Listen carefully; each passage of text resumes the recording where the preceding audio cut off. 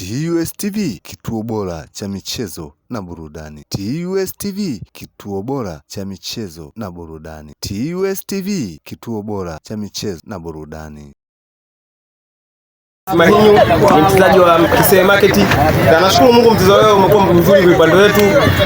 Mchezo uliopita tulipoteza kwa uwanja wa mazoezi, tukafanya vizuri, mwalimu wetu akatuelekeza. Nashukuru Mungu tumekuja kufanyia kazi na tumeshinda katika mchezo wetu wa leo.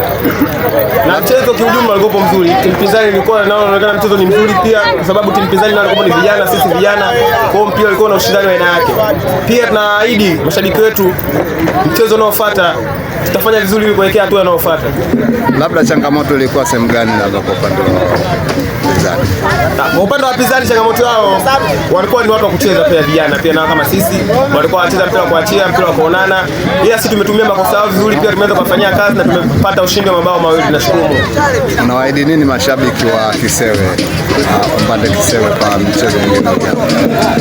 Mashabiki wote wa Kisewe nawaahidi wasikate tamaa, waendelee kutushirikiana na sisi, tuko pamoja, tuko mbele yao, wapo nyuma yetu. Naahidi mechi ijayo tutafanya vizuri.